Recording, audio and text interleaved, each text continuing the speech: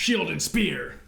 Classical rebellion. Yeah, that's right. We're talking classical fashion. Yeah, we've got some surprises coming up this year. Oh yeah. Yeah.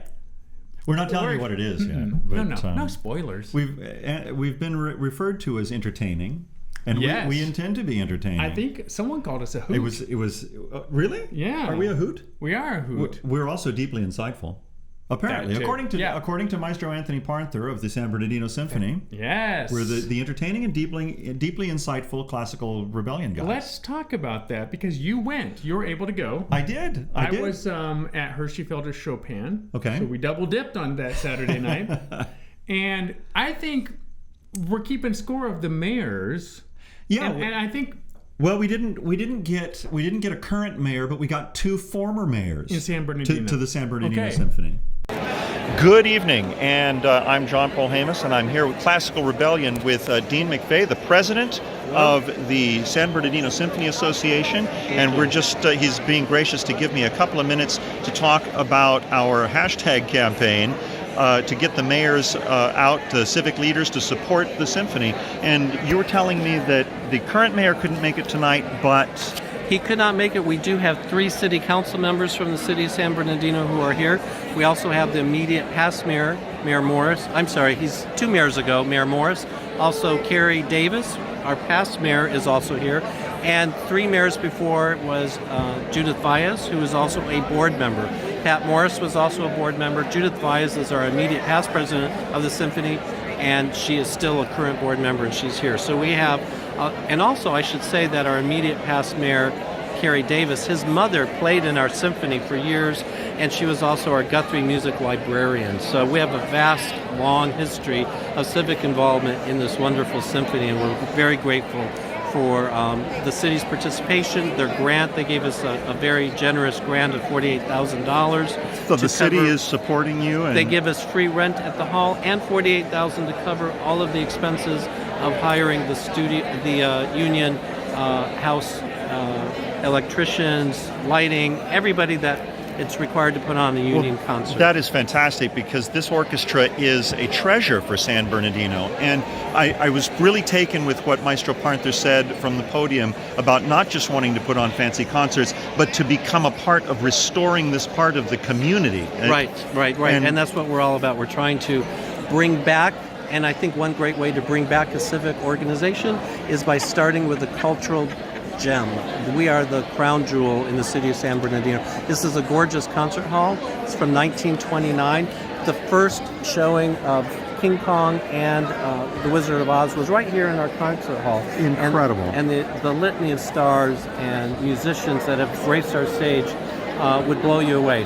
But we're currently continuing that tradition with incredible symphonic music, the likes of which the city has never known. The guest artists coming this season include world-famous cellist Lynn Harrell, Grammy and Tony winner Jennifer Holliday, and et cetera, et cetera. We're bringing Cirque du Symphony here in February. We're busing in 3,000 kids for free to see Cirque du Symphony. We'll have acrobatics flying through our hall while we play all the classics on our stage. So we're really excited with what we're doing here at our hall to bring back San Bernardino proud. Well, thank you, President McVeigh. Thank you. This pleasure. is a treasure. Come and patronize the San Bernardino Symphony. You won't regret it. Thank you. Thank you so much. Appreciate it. And I think that's a success. Yeah. Hashtag San Bernardino Mayor. Get out and support the San Bernardino Symphony. I was very impressed. Okay. I was very impressed. The San Bernardino Symphony performs in the venerable California Theater, which was built in the late 1920s in downtown San Bernardino. Similar to the Symphony Hall here, right? Late 1920s? Yes, but smaller. Much smaller. But still It's about I would say it's probably about a 1,200 seat theater. That's a good size. Whereas the Symphony Hall in San Diego was, I think, 2,750. Okay. It was very large.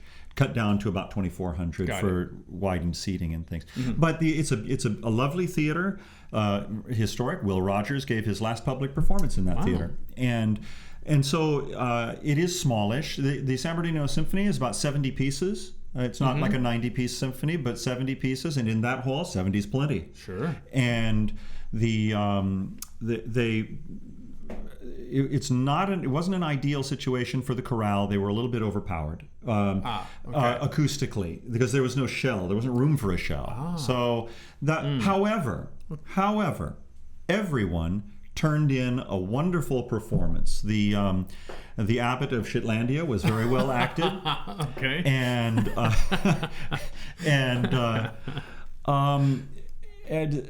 the soprano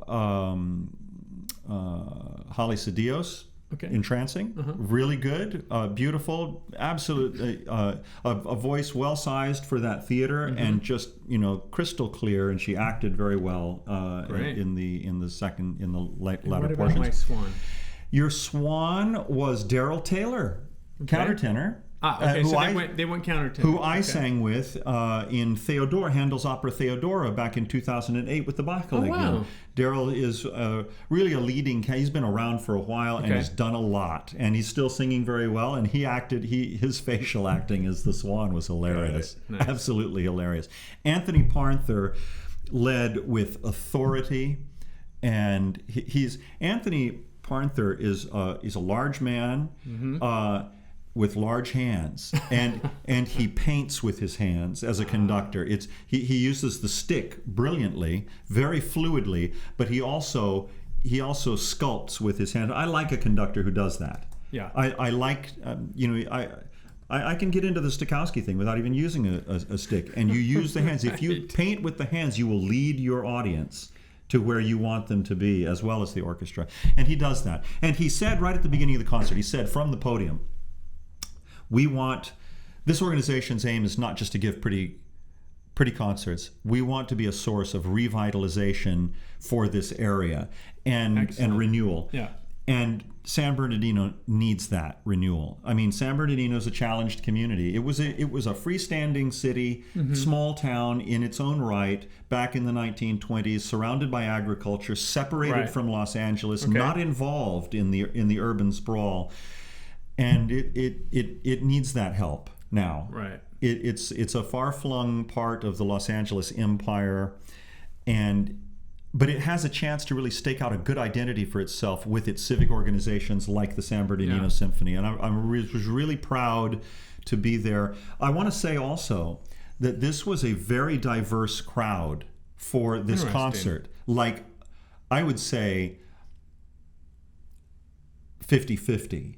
Okay. And that's important because it means that people from all over the Los Angeles basin were coming to be a part of the San Bernardino Symphony experience as well, to support Anthony Parnther. And I think that's a really great sign that they are drawing in, and he is drawing in support from a broader community that's going to benefit San Bernardino. And kudos to you guys. You did a great job, and it'll be my pleasure to come back in the future. Sorry, I seem distracted. I'm trying to get San Bernardino's next concert up here. So, next concert for the San Bernardino Symphony is Saturday, November 16th with Jennifer Holliday, you might know from the movie Dreamgirls and also American Idol. And Lynn Harrell. And famous cellist. Who actually, I haven't seen Lynn Harrell in concert since 1992. When I first moved to London, the very first thing I saw was the reopening of Duke's Hall at the Royal Academy of Music, and the Sinfonia Orchestra, conducted by Richard Hickox, played the Elgar Cello Concerto with Lynn Harrell. Wow. And Holst's Planets. And George Dyson's Ode to the City of London. And if you've never heard any George Dyson, go listen to him. Fantastic English composer of the 19-teens, 20s, and 30s. Great. And this looks like a nice, diverse concert with some Nightmare Before Christmas. A little. Is that Danny Elfman? Yeah, Danny Elfman. Some music from the Pixar movie Coco. And then Ernst Bloch. Oh. The I never know this yet. Shalomon, which is kind of a cello rhapsody for solo cello. Shalomo, I think. Shalomo, yeah. And then some excerpts from the Nutcracker. Lovely. Yeah. That should be a really lovely holiday concert. I think I'm feeling kind of a connection with San Bernardino. I really, it felt. So I'm going to make I'm going to make an effort to get there if we don't have. Well, Lynn Harrell is always worth going to hear as well. I mean, that's some quality soloists they've got going in there. Yeah, And I want, you mentioned something about some high schoolers that were involved. They have some great programs. They're reaching out to their community. They're involving their kids. I mean, it's a difficult sell to sell classical culture in an area that has lost its agricultural industry. It's no longer surrounded by agriculture the way it was. Okay. There are problems in San Bernardino, and so what they're doing is they've got two groups: the Debs and the red tie guys. And when I pulled up outside the theater, I was able to park right across the street from the theater, in front of the derelict Carousel shopping center, an entirely abandoned shopping center, which Anthony Parther said, I look forward to the day when the Carousel Park shopping center is demolished and there's a new development there where all of you people can go and have a nice meal and walk right across the street to the concert. That day's got to come. Mm-hmm. And so they are... I love a conductor with a vision, John. There's vision there. No, there is vision there. It's so important. And so they're involving groups of kids in... So I pull up, and here are all these kids out in front. It was the theme for the opening night was the 1920s. Okay. And so they were all the girls were dressed as flappers. The guys were in black with red ties, and they're basically, this was at 6:45. Okay. And this is for a 7:30 concert. They're already out there welcoming people in front of the theater. They're helping people out of their cars. They're showing people inside the theater. They're learning customer service skills. They're learning how to be how to assist people in a classical environment. Right. It sounds like they're learning how to interact with the public within a specific context. And to raise the tone of an evening, to be welcoming, to be ambassadors for their orchestra right there at the curb. The whole lineup across the front of the theater, they were there to help, and it was beautiful to see. I got a picture of them. I got a picture of them waving. I was like, "Hey, guys!" I step out in the street. I'm like, "Guys, can you wave?" They're like, "What?" So good job, Debs and red tie guys. Yeah, proud of San Bernardino. Yeah. Well, you got to have the vision. Looking forward to the next, and maybe the current mayor can make it a what would you call current it? A triumvirate of mayors. Come to the holiday concert. # San Bernardino Mayor. Yeah. Come to the holiday concert. I checked the # San Bernardino Mayor. There are less than 100 posts on Instagram, and none of them are at the symphony. Well, so we had not the current mayor, but we had the two former mayors and a number of board members who had been on the city council as well. So there is an interaction between the city council and the orchestra. They're getting funding. Yeah. So the civic leadership is also some of the cultural leadership. Yes. Yeah. So that's really important. So good job, San Bernardino. Yeah. Proud of you guys. Okay, here we go, and we're out. Classical Rebellion. Yeah, great.